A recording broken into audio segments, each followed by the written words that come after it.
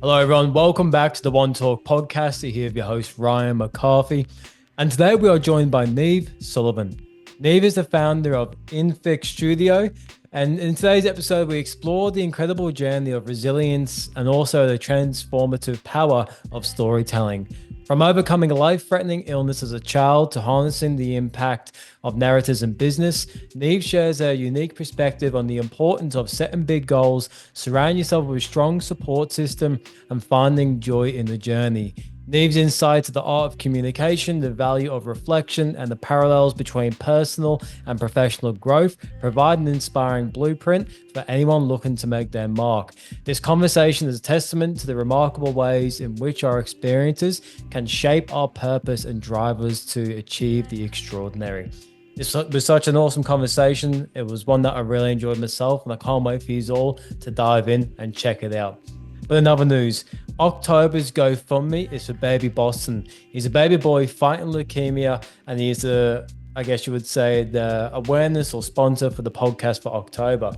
Because if you're new to One Talk, what we do is every single month we pick a new GoFundMe to bring awareness and to hopefully bring more funding to the person needing support.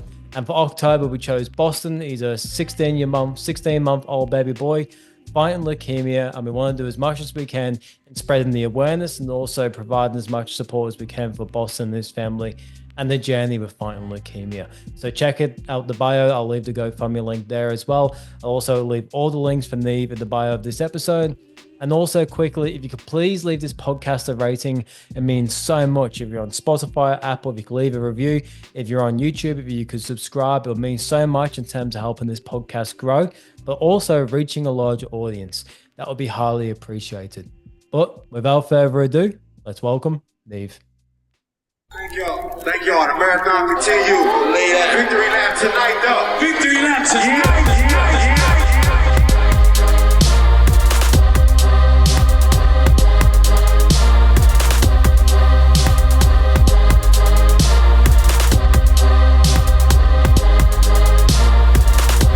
Welcome to the One Talk podcast with Ryan McCarthy.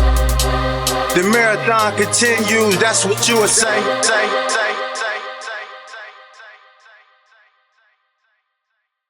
Welcome to the One Talk podcast, Niamh Sullivan. How are you? Brilliant. Thanks so much for having me on. I'm looking forward to chatting today. No, all good. But I'd love to be able to start this podcast with your own story, because I know with Infix and the stuff that you do, like a lot of it is based around storytelling. And I know it must come from your own story and your own journey and what you've been through. And I'd love for myself to get a bit more insight, but also the listeners here too. Like, what was the whole journey of yourself like with finding out you had cancer and then going through that as a child and that whole thing? So if you could please share, that would be awesome. Absolutely. Well, I guess the first 10 or so years of my life were pretty much the same as any other 10-year-old growing up in Australia. And it wasn't until I turned 11 that I got pretty sick. And I was actually diagnosed with cancer, which I had for about 12 to 18 months before the doctors found it.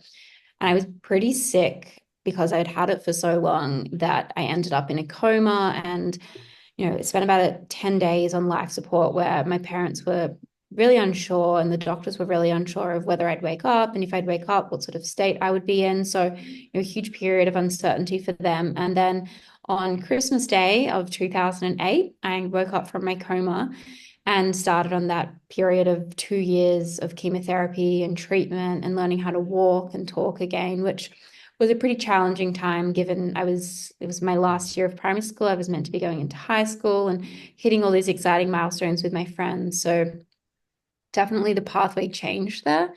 But when I came out of my treatment, by this point, I was about 13 or 14 years old, and I wanted an opportunity to say thank you to all these organizations that had supported me on my journey. There'd been so many charities and volunteers and people that had supported me and my family, but being 13 and not having I couldn't financially support them. So my way of being able to give back to them and say thank you was by volunteering as a guest speaker and speaking at events that they were hosting to help raise money. So that was for organizations like Sydney Children's Hospital Foundation, the Cancer Council, Canteen, different organizations that had supported me. And that's when I really discovered the power of storytelling. I was in these rooms where I was telling my story and the journey that I had been through. And in return, we were raising 100,000, 200,000, 300,000 in a matter of hours. And for me, that was just so eye-opening, and where I first really fell in love and realized the power of storytelling, which is what I'm lucky enough to do as my all day, every day now. Yeah, well, like there's a quite a fair bit to get into there because like it's incredible to be able to go through something like that at such a young age. I can imagine also the impact it would have on yourself, but also your family too. But one of the first questions I have, what thing do you like, maybe what characteristic do you reckon you developed at that young age that served you today? I think perspective was a huge thing I developed probably a lot younger and earlier than many other people do. I was sort of thrown into an environment where I was living in a hospital. My mum was living in the hospital beside me. My dad and my sister were visiting us every day, and we were doing things like having family dinners around a hospital bed, or my mum doing homework with my sister over Skype every afternoon so that there was some sort of normalcy. And being able to hold on to those sorts of things and really value the special moments that we did have together, despite what was going on, I sort of understood that whilst what I was going through was really rough and really challenging for my whole family, we still did have things that we could get excited about, or things that were really great in life. And it allowed me to develop that perspective to be able to look for those silver linings and look for those opportunities, or look for how to find something good in a bad situation, or find the pathway forward. And I'd like to think that that's something that's really stuck with me as I've grown older and, moved into my 20s. That perspective is something that really comes into my everyday life now. Yeah, well, because perspective is so huge, especially finding the good and bad situations, because it can really like expand in so many areas of our life. One of them is if you have a commute to work that's say like an hour each way. So if someone does 2 hours of driving to work and back, and for some people that could be a burden, it could be something they don't look forward to, they dread when they wake up, and it has like a negative effect in their life. But then if you can find the good in that, it's like, all right, what can I actually get from this? Maybe it's time for myself that I don't usually get. Maybe it's time to learn something new that I've always wanted to learn. And being able to have like that perspective change on things can literally change your whole life, eh? Absolutely. Even, holding on to those moments where, for example, when I finished my treatment and I was very fortunate to go to Disneyland in LA with my family on a Make-A-Wish trip, things like that, I realized that that's an opportunity I wouldn't have otherwise had. So finding those little opportunities and holding on to those so that, when I was facing the more challenging times, I could remember that those challenges wouldn't be there forever. Mm. And when you were like when you came out of that coma and you're fighting this illness, was the one certain thing you're holding on to for hope?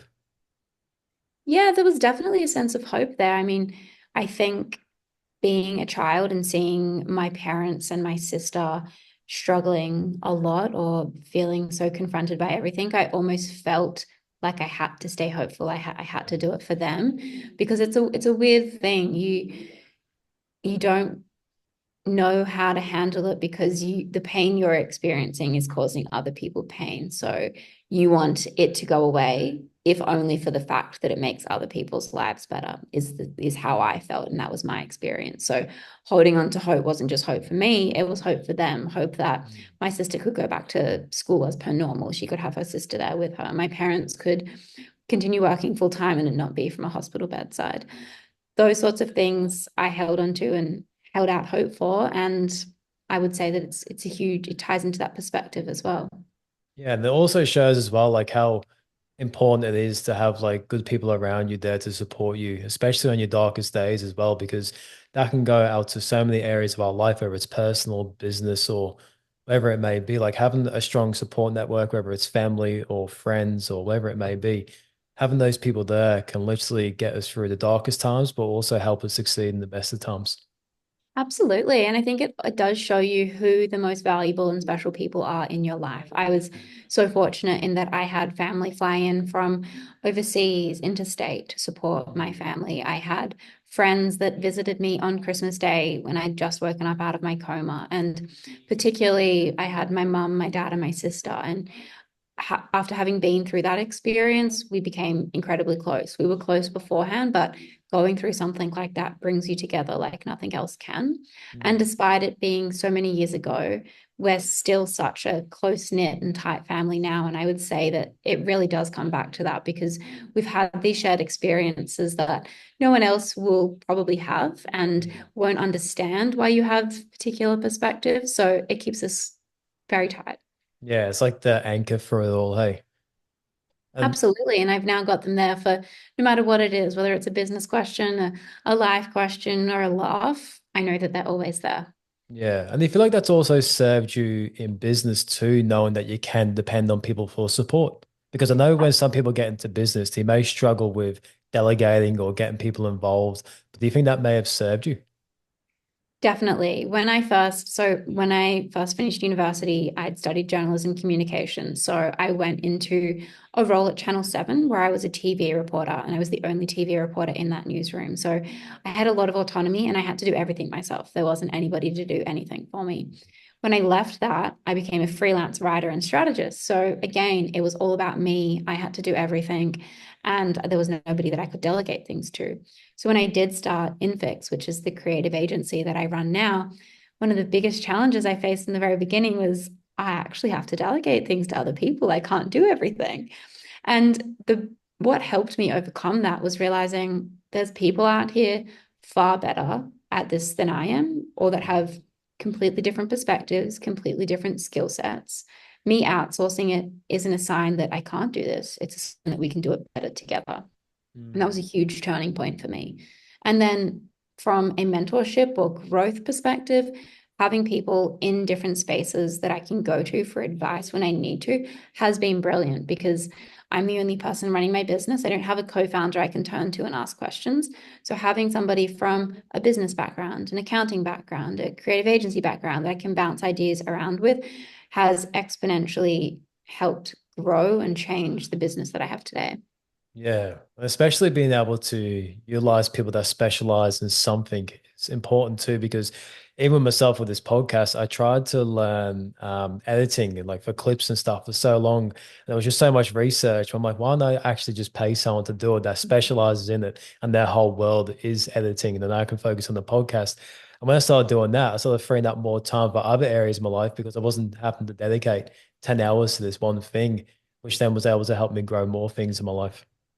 Exactly. And they'll do it 10 times faster and they'll deliver a 10 times better result. So it's money well spent, in my opinion. Yeah, and it's so good just being able to like upload something to a Google Drive and then like 48 hours later getting the message just saying, here you go. You're like, oh wow, done. Exactly. And I think surrounding yourself with people like that are talented, but talented in different ways is so powerful, whether you're working in a company, running a company, in your personal life, no matter what it is, surrounding yourself with people like that is the best thing that you can do for growth. 100%. And I know like some people maybe wondering the question, like how do you identify maybe good people for certain things? Like do you have a certain indicator that really helps you decide on who to bring in for support and help with business or maybe personal things?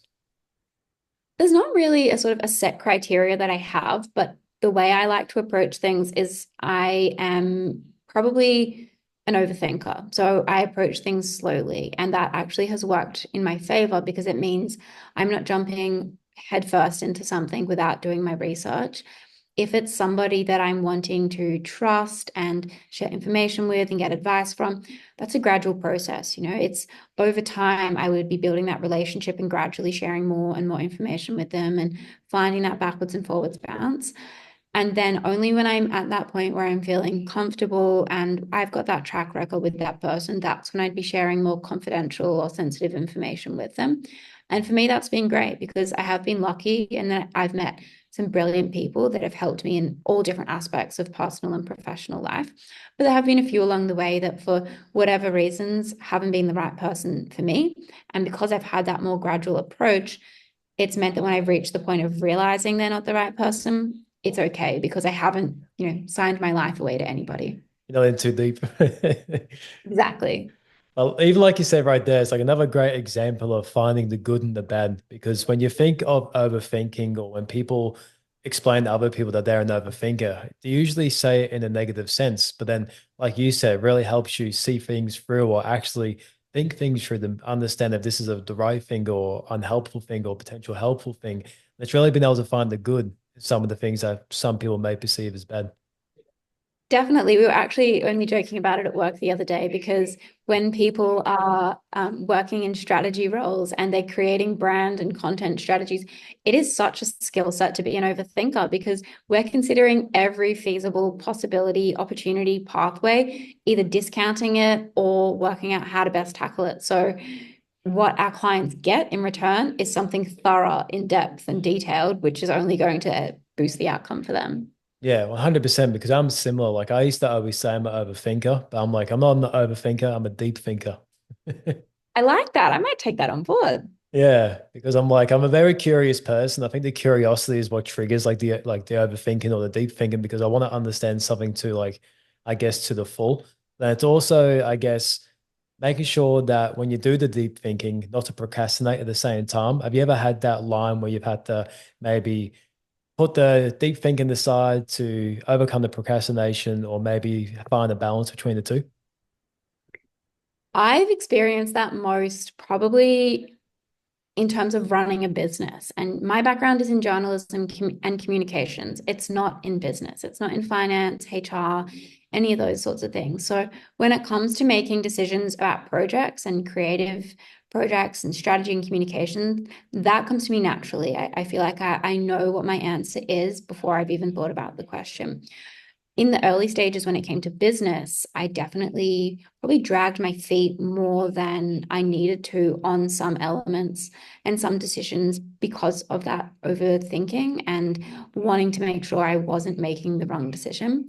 What I've done to overcome that is remind myself that very, very rarely is a decision permanent. Very rarely do you make a decision and it means that you can never come back from it or you can never make a decision that's different. So what I try to do is remind myself that, okay, I'm making this decision now and I'm setting myself a timeline of X days or X weeks.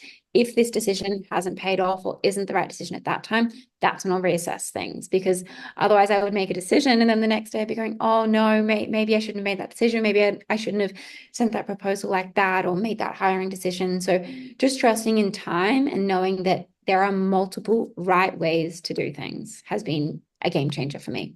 Yeah, I love that too, because I feel like that will help a lot of people with procrastination, like just taking the action and doing the thing and trusting yourself and having that belief.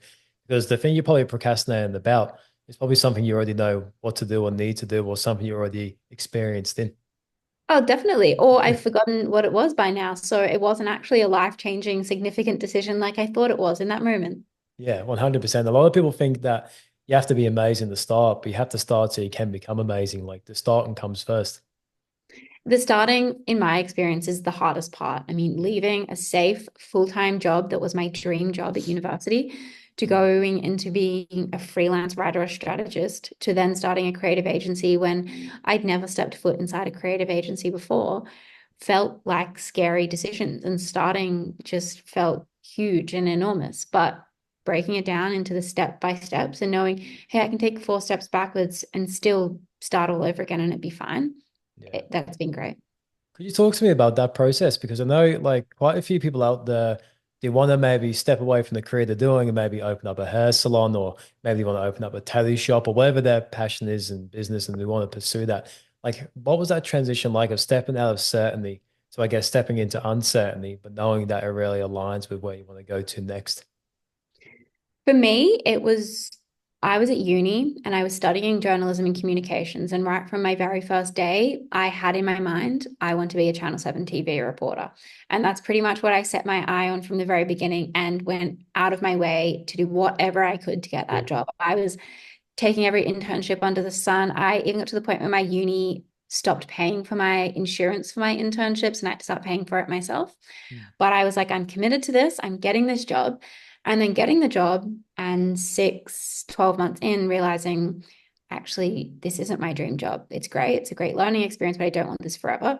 The first thing I went through was, it was quite confronting because I thought I have dedicated the last 3 years of my life, every dollar I have and every waking thought I've had towards becoming a journalist. And now that I'm here, I don't want to. So I had to go through this process of accepting that it wasn't my dream job and not letting myself be overcome with disappointment or annoyance or anything like that. And when I started looking towards the freelance idea and being a freelance writer and strategist, which I was already doing after hours outside of Channel 7 and loving a lot more than my 9 to 5 job, I had to just realize that if I took steps to ensure that I maintained relationships, I was open and transparent with Seven. I'm leaving because of X, Y, and Z, and not just leave on bad terms. That meant, okay, well, if things don't work out, I still have a relationship there where I can come back into this industry and I won't have cut any ties there. Yeah. That was one thing that really helped me make the decision. Secondly, was realizing I was only in my early 20s at this point.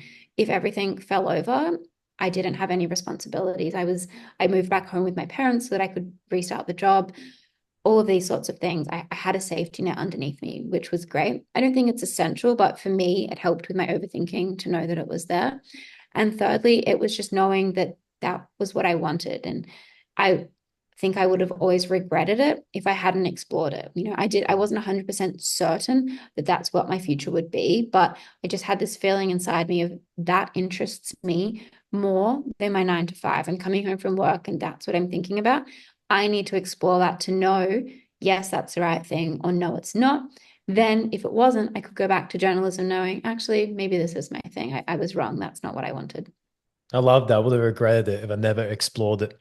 Because the way I see it, like we have one turn on this earth, like we have one lifetime here. And to be able to like just explore things and give it a crack. And if it doesn't work, like just go back to the work you're doing before that. Like I know some people may have a bit of commitments financially and some of those things, but there's still ways you could try and implement the exploration of something new, maybe on the side or as a hobby until it may become a full-time job. But I think if you don't like at least explore it, you will then get to those later stages in life, like, oh, why did I just stay in the cycle and not take that step? Yeah, and I was lucky in that sense that I didn't have responsibilities. I mean, the only debt I had was my student debt. I didn't have mortgages or credit cards or cars or anything to pay with, but I still did take steps in terms of seeking freelance roles to do on weekends and after work so that I could sort of build up. And I wasn't starting from 0 kilometers an hour when I started. I had a pool of clients that I'd been working with for a few months. I knew there was more work to be done with them because they'd expressed that, but I didn't have the capacity. So I created a starting place that paid for my bills on a week-to-week basis. And I knew if I don't earn a cent more than what I'm currently have on my foundation roster, that's fine. I won't be saving anything. I'll probably be eating beans and rice every day, but I will survive. And then I can build from there. And that's what I did. Like where do you think your drive comes from? Like starting with getting into uni and then doing everything you can to work with Channel 7, hustling till you got that position, and then making the transition to Infix. Like where do you think you really got your drive from? I think a part of it is just part of who I am. I've been sort of type A competitive, high achieving student for my whole life. And, even as a 4 or 5 year old was wanting to learn, wanting to do things, wanting to be the best at my sport. I just had this drive in me. I do think that I was really well supported by my parents because my sister and me were really encouraged to try our best and to try everything, but there was never the expectation that we had to do things. I probably tried 12 different sports growing up. And, each year when I had a new sport to try, my parents weren't holding me back or weren't like, well, you were doing gymnastics last year. Why are we doing tennis this year? So I was encouraged to try new things and achieve my goals. And I was also encouraged to set unrealistic goals. I would go to them and say, this is what I want to achieve. And they'd go, I reckon you can do better than that. Let's aim for double that. And I never felt like there was pressure, but I was just encouraged. And that support network helped me achieve those things. And now I do feel like I'm very lucky with the friends that I have in my life as well, that I do have a lot of high achieving friends that set big goals and chase after those goals and encourage me to do the same. So a big part of it is who I am, but also the support network that I have around me.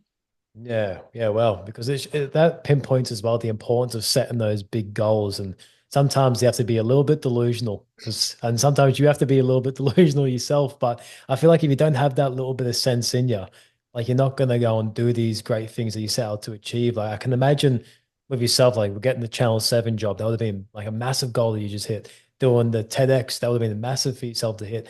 Doing all these like speaking stages where you raise a lot of money for all these charities, that would have been a massive goal you would have hit. Another one is doing the semi-finalists of Forbes 30 under 30. That would have been another massive one. But I can imagine like the impact of like setting those big goals to begin with is what really pushes you to get there rather than just like underselling yourself and be like, all right, maybe if I do this, I'll do this. It's like, no, we're gonna have this big goal and we're gonna give it a red hot crack. I couldn't agree more. Setting those big goals, but another big for me was also sharing those goals with other people. Actually telling people what I'm working towards was game changing for a few reasons. I mean, people can't help you if they don't know what you're striving towards. So for me, getting that Channel 7 job, that wouldn't have happened if I didn't tell every person under the sun, every lecturer I had, every faculty member there was at uni that I wanted this job. And it was through connections that I managed to get the internships and managed to get the roles. So telling people helped me there. But even now, telling people, telling my friends, telling my family what I'm working towards keeps me accountable. Once I've told somebody I'm doing something, I think, oh God, well, I've got to do it now because people know I'm working towards it. So yeah, it's kind of a three-step process for me. It's setting the goals and then telling people so that they can help open doors for me, and then telling people so that they can help me move along, and then also reflecting on it. Mm. I think anyone, when you're setting goals, when you're running a business, whether you're excelling in sport or you're climbing a ladder at work, no matter what it is, it's so easy to get caught up in the everyday and then not realize how much you've achieved in 3, 6, 12 months. So taking those moments for me, I set new goals at the start of every year, and then I set new goals in each quarter. At the end of each quarter, and then at the end of the year, I reflect on those goals. And I've always achieved far more than I realized. And sometimes I forgot they were even goals for me because they've become second nature. They're now just part of my life. Mm. I love that. Like, I want to touch on the reflecting part, but first, I want to touch on sharing your goals with other people because I hold the same belief. And it's an interesting concept, right? Because a lot of people say, don't tell people your goals and keep it to yourself and then only show people the results and don't tell them about the journey or the goals. But I'm similar with you there. Like, telling people your goals because then it feels like, yeah, one, you hold yourself more accountable. And then two, you accept like invitations from other people to potentially help you along the journey with the goal. If you keep it to yourself and try and only show people the result, it's like you may like pour yourself 5 years of extra pain that you don't need. Mm-hmm.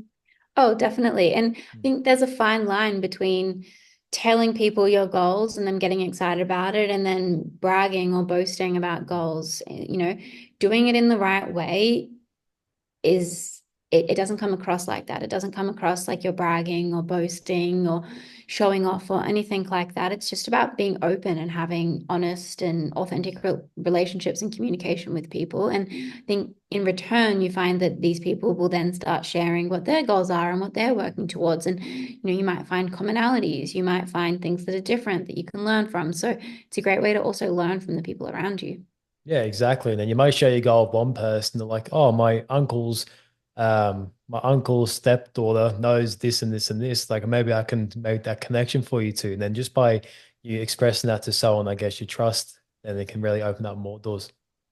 Exactly, because you can't open every door by yourself. You do need some help to get some of those doors open. Exactly. And especially like going on to reflection, our reflection with goals is so important too, because at the end of the day, it's like giving yourself feedback. Because I do like a little thing like an audit, but kind of less official. But it's like it's a way to see like what was helpful, unhelpful, where I could have made a different decision there, where I could learn from this. But if you're not really reflecting get feedback, then I find it's really hard to like keep progressing. Yeah, and it can be hard because you can get caught up in that cycle of every day, and life goes by so fast. And before you know it, a week's gone, a month's gone, a quarter's gone, oh, it's a new year again. So actually telling yourself and setting marks, lines in the sand when you're going to do that reflection, that's been really helpful for me as well, because I know I'm approaching the end of a quarter. I'll be reflecting on my personal and my business goals at the end of this quarter, and I'll be looking at how I'm tracking on my year goals. So it keeps you accountable, and it also reminds you. I mean, if you've set yearly goals, by the time it hits September, you might have forgot what you've even set the goal for as yourself. Yeah, 100%. And are you the type to set the big goals, but then set like mini goals on the path to get there so you know you're on track for them? I have recently adopted that because I would set big goals and then become overwhelmed thinking, I have absolutely no idea how to achieve this goal, or this just feels so far-fetched. What was I thinking? So I now set the goals and then create action steps towards achieving those goals and as specific as I can, down to the number of times I need to do something, or where that something is being published, or when I need to do something by. If I have something on my to-do list, it's going to happen. So it needs to be specific, and I need to almost be able to robotically do it because I look at that list and it could be like I'm looking at somebody else's list and I need to be able to know exactly how to action that thing, that there's enough detail there. And that's really helped me move towards those big goals and remind myself that they are achievable. They're not too far-fetched. It's just about breaking them down into those little bite-sized pieces. Especially making them clear as well, because the more clearer they are, the more actionable they are. And like you said, you want them to be clear enough. If someone else picked it up, they could be like, all right, I'll put my left shoe on, then my right shoe on. Exactly. Yeah. They're things that feel silly, but Yeah. it also is like you feel good ticking things off your list. So if you have little things on there that you're going to be able to tick off, it makes you feel like you're getting more momentum as well. I do it. I'm such a culprit for doing this with my to-do list. Things like pick up the groceries. Of course, I'm going to pick up the groceries. I've already bought them. It's click and collect. I just need to drive in. But if I put that on my list, then tick off picking them up and putting them away, I'll feel like I've done more. It's great. Yeah. Even with myself, like my calendar, because tonight's bin night. So I have a schedule on my calendar for Nice. every Wednesday. So I'm like, all right, every Wednesday I'm taking the bins out, another tick off the list. Exactly. And it just helps you keep accountable, helps you know when things are coming. I live by my Google Calendar. Yeah. And I think the good thing about having a list or a calendar, it frees up more space in your mind because you're not trying to juggle so many memories and things to do. Because we have like this device here that can really hold on to a lot of that for us. And it really frees up our mind to think of new ideas or to free up, I guess, maybe if you want to do something else. But it really does just help with, I guess, long term in maybe health and well being too, because we're not always trying to remember and struggle with a lot of thoughts. It also helps with communication from my experience. So, learning to delegate more, and as my team grows and more people come on board, it becomes increasingly important for me to be able to communicate to everybody what's happening, what we're moving towards, all little bits and pieces all day, every day. Mm. So often you can just say the big picture and forget about all those little details and assume that people can understand. But by creating these lists, I can more clearly share the information with people that need to have the information. Then we can all work more efficiently, and it's an optimized process for everybody and more enjoyable, because there's nothing worse than someone asking you to do something, them giving absolutely no context, and then when you deliver what you thought they asked, they say, this is wrong. Yeah. I don't want to put people in that situation. So I do my absolute best to communicate as much as I can when I can, so that we're all on the same page and it's a more enjoyable process. Yeah. Then everyone wins from it. Exactly. Yeah, that's why I love doing brain dumps. I remember my first ever live in-person podcast event I ran. I remember before, like in the build-up of like playing for it, I was so caught up in my head of like, there's so much to do. And I was like, all right, I need to buy a whiteboard. So I bought a whiteboard, brought it home, wrote everything down. And I was like, I could probably finish all that today. It was a lot Exactly. more simpler. Problems never feel as big once you've written them down. And then you're like, oh, is that what I was losing sleep over? This is fine. Yeah. So like, do you have your own process for things like that? Do you do brain dumping? Do you do maybe speak with other people? Like, what's your process for that? I use an app that goes across my phone, my laptop, and my iPad called Todoist. Yeah. And that is my everyday and my master to-do list. So I sort of put everything on there at the start of the day and the end of the day that's on my mind. And I prioritize it into P1, P2, P3 as priority one, priority two, priority three. P1 things have to happen, P2 things should happen, P3 things would be nice to happen. And then when things don't happen, I can move them across. I did used to use paper and whiteboard, and I really do miss using that. But traveling for work, moving from home to the office, it's just so great that if I have my phone, my iPad, or my laptop, it doesn't matter what it has, what I've got with me, it's got the most up-to-date list on it. That's how I keep track of everything. In terms of thinking like big picture and setting goals, that's when I like to go back to pen and paper.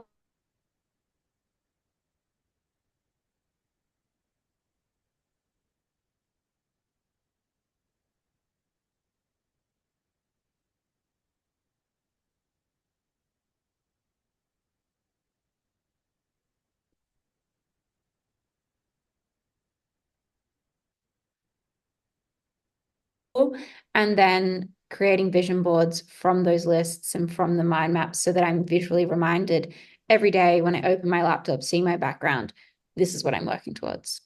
Yeah, awesome. I'm gonna have to get that app. Oh, it's game changing. The second I got it, I was like, I don't know how I ever used my pen and paper. I do miss them, but I'm slowly being converted to the digital lists. I'd love to be able to now transition to Infix and the work that you do through there. But before I get into my questions with it, could you just give us like a background on what Infix is and what it's doing out there in the world? Sure. So Infix is a storytelling-led creative agency. So that means that we work with our clients. They're across all different industries, all different sizes and all different scales, but the goal with us is to understand what their story is and how we share that story. So the reason that we do this is there are statistics and facts and research around it that storytelling is 22 times more memorable than facts alone. And we know that stories have an emotional connection. And I saw that in my work as an event speaker for charities. I saw that in my work at Channel 7, but I wasn't seeing storytelling well executed in the business space. So every project that we do and every client that we have, the first thing that we do is their brand story strategy, where we're doing the market research, understanding who they're talking to and what they're working towards, what that big North Star is, and we build their brand story. From there, we operate as a very traditional creative agency in the sense that we have writers, strategists, designers, and developers, and we support our clients across brand, marketing, and website design. So for some of our clients, that's a one-off piece. For others, that's ongoing relationships and retainers that we have with them over time to be able to repeatedly share their story across every channel for their marketing, for their communications. That's amazing because like you think about storytelling, it's the biggest thing that goes through generations after generations to evolve where we are today. Whether it's like storytelling thousands of years ago around a campfire to now speaking on a podcast in different cities, like it's incredible how far storytelling gets us. But I'd love to hear like in your own words, like why is it so important? I could probably talk about this for hours, so I will try and keep it short and sharp. There are so many reasons why I think it's powerful and why we've seen that it's powerful in the work that we do. The first thing is about that emotional connection. We live in a busy world. There's so much clutter in the digital space and social media, on websites, and Google searches. People are throwing facts around, but where we connect with brands and where we remember brands is when they have a compelling story, when they connect with us emotionally, when there's something about them that resonates with us. Maybe it's the way that they talk, that they're a bit quirky and they've got a strong personality. Maybe it's that it's simple and straightforward when everything else in that space is complex and dense. No matter what barrier it is that you're overcoming, storytelling is such an effective tool to be able to communicate your key messages with people. We've also found that it's really effective in really complex industries. So a lot of our clients are technology companies, professional services companies. They're, boring in some ways what they do. The average person might think, oh, it's another lawyer. Oh, it's another accountant. But when you speak to that lawyer or an accountant, there's passion behind what they do. There's passion behind why they started. They have goals. There's reasons that their clients connect with them. So we're able to express that both online and in person so that they're connecting with the right people, they're growing their business and moving towards that North Star that they have and that their business is continually growing in that way. I think as humans, we all are surrounded by stories every day in everything that we do, personal lives and professional lives.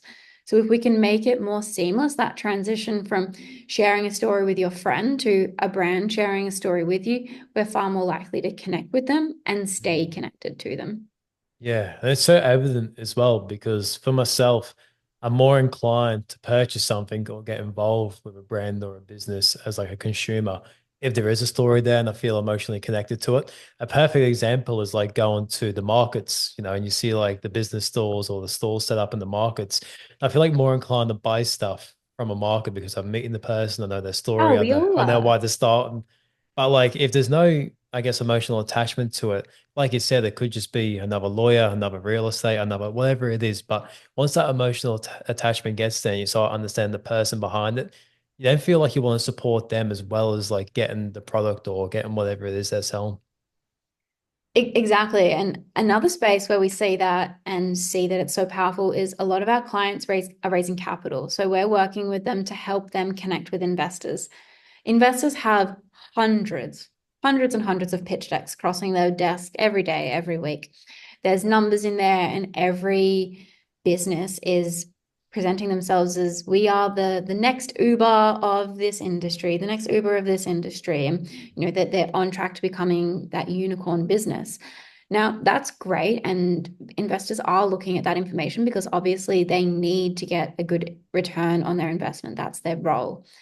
But when we compare that with a compelling brand story, if they have two pitch decks side by side, one of them has the numbers in the story, the other one has equivalent numbers, but otherwise nothing memorable, every time they will pick the one with the story, pick the one that they connect to, pick the one where they understand the big picture, what they're moving towards, and how it tangibly impacts people every day. So there are huge commercial benefits from it too.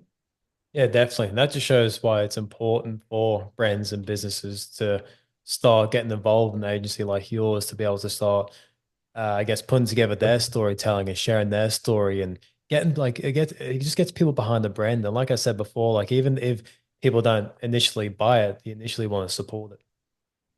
Yeah, exactly. And we hear so often people that say, "Oh, I don't have a story. Oh, my business doesn't have a story. Like I'm just another hairdresser. I'm just another butcher." It doesn't matter who you are or what you do, there's a story. There's a reason you started that business. There's a reason that you first got into that work and that you enjoy that work. There's a reason why your clients come back time and time again. And helping founders and helping business owners understand that story is super powerful as well because it gives them a tool set to be able to become these ambassadors for their brand and be able to efficiently and effectively introduce their business to people so that people understand what it is, why it's important to them, and what the impact is. And that's all somebody needs to know to make the purchasing decision. Yeah. And does that go hand in hand with building a personal brand as well as the company brand or the professional brand? Definitely. So many of the strategies that we do, particularly lately, have been about growing a company brand in parallel to growing a founder's personal brand. The way that we approach it and that I'm really passionate about looking at it is that it's important for a company brand to grow and it's important for a personal brand to grow. And we want them to be sort of overlapping and interlaced, but we also want them to be able to exist without. I mean, a very powerful business grows because of its founder, because of its leader, but it should be able to exist after a certain point in time without that leader at the face of the brand. And we want to create opportunities for this leader that allow them to grow their brand, but also open the door for other opportunities down the track. This may not be the one thing that they do for the rest of their lives. So we don't want them to be so tied to that they can't ever do anything else. So it's for us, the goal is about creating a content strategy, a brand strategy that supports the growth of both, but not only together, but also apart. Yeah. And the perfect example of that is Simon Beard from Culture Kings. So he created Culture Kings and just made this massive global brand. And then he ended up selling Culture Kings. But Culture Kings is still a massive global brand. And plus, he's still his own personal brand too, doing amazing things. And he's a great example of what you're saying there. Most definitely. I mean, he has established this brand, and at the very beginning, I would say that, a lot of sales and a lot of growth probably came through him and his network and his connections and his brand. And then over time, he's built them both so that they can exist on their own. And you can see the success of them both now. And really, it's a no-brainer. Yeah, 100%. And like, especially going forward with Infix and what you guys do, is there any other like exciting things that may be coming near that you can share, or is it just mainly the stuff we've already touched on? Really, the goal for me moving forward is to double down on what we do. We've had such great results from our clients, and we have such a strong basis of ongoing clients that we work with that we know that it's good work. And so focusing on doing the good work and trusting in the growth. I mean, so the core of our clients come through referrals and leads. So referrals and our networks. So we just need to focus on doing that work, trusting in that things grow and things evolve and we have that ripple effect. That's really the goal from the business side of thing, and the team is growing. In terms of projects, we do have internal projects that we're working on that allow different people in the team to develop their skills and work on things that they're passionate about under the umbrella of storytelling. So we launched a podcast series earlier this year with KPMG that was focused on investment in female founded startups and the gap that there is between female and male founder investment. That was a really successful series where we had some really great interviews and some really great feedback. And from there, we have plans to extend that into another season with more episodes, but also create our own podcast in-house that focuses more in depth on storytelling and the impact of that in people's lives. And then I always have 101 different ideas for other things in the background, but we'll see where we go with those. Yeah. And the awesome thing about all of this as well, because like with storytelling, a lot of the work that you do is through communication and using your voice. I know when you were battling with cancer, didn't you like have issues with your voice box? I did, yeah. So Yeah. it was in my chest, and the tumor was in my chest, and it paralyzed one of my vocal cords. That vocal cord is still paralyzed, which is why my voice sometimes sounds a little bit croaky. And after a long day, I can sort of lose my voice a little bit. So that's been a bit of a challenge to overcome. It was definitely a bigger challenge when I was at Channel 7. Doing the news voice isn't great on your vocal cords. Thankfully, I don't have to do that news voice every day anymore. Yeah. But it is, for me, it's sort of a reminder that you can overcome those things and you can move through those things. I mean, learning how to talk again and now having a role where 100% of what I do, 99% of what I do is based on my voice is just a reminder. Yeah, that's incredible. Thank you. Especially like that news voice as well. Like a bit off topic, but like there's this lady on TikTok and she's in Australia and she's a news presenter, but she like post like a before of her on the news station talking and then like a video of her after with a normal voice. And for some reason, I always thought that was their normal voice. Like that's just how people talk, but you actually train No, yourself. it was actually a key part of the hiring process was basically, here's a script, go into the voice booth. If you can do the voice we need, you've got the job. So it's not really something you learn too much in uni. It's more of an extracurricular element of your course where I was seeing a voice coach, I was doing voice exercises, all of those sorts of things, but it's kind of just expected as part of what you do to get the job. Yeah, because I found out about it because I was listening to one of the mini episodes that you did with, I believe it was the voice coach as well. And ever Oh, since yeah. I've just been listening to her podcast, and I'm so intrigued about the whole voice and communication because you think about like everything that we do in life is through communication. We're always trying to find a way to articulate our thoughts into a communication style that makes it understandable for the person we're speaking to. And just learn that art of communication serves such a big purpose. And I feel like it's so undervalued. Definitely. And communication in the sense of talking, but also listening. That's a huge part of what I learned. I mean, my job was listening and then working out how to tell that story. So having developed that skill over time, it's something that I would recommend to anybody, no matter what you do, focusing on the listening. Yeah, listening is just as important. I had to learn that myself when I first started doing the podcast. Hopefully, about the first 10 episodes, I'd listen back and I'm interrupting the guest. And like I was getting so annoyed at myself, like just as a consumer. And I was like, all right, I need to work on that. So every time someone stops speaking, try and give them like a 2 second gap to make sure they're finished and then go back into it, but then also actually understand what they're saying. So it's like what you said, like listen with the intent to understand and not respond. Definitely. It can be hard because you get excited and something pops into your head and you want to say it, but you have to remember it's not the end of the world if that thought doesn't come out at that exact moment. You'll get it out. Exactly right.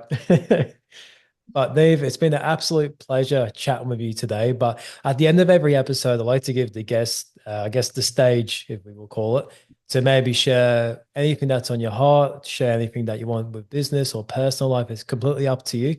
But I'd like to give you the stage and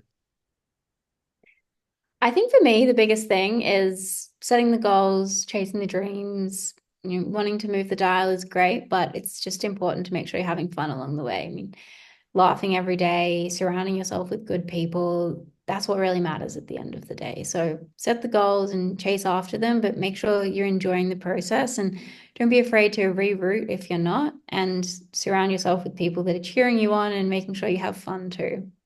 Yeah, because I believe a saying of yours is a day without laughter is a day wasted. Absolutely. It was my dad saying when we were as kids, and it's something that still sticks with me today. So day without laughter is a day wasted. It's definitely something to live by.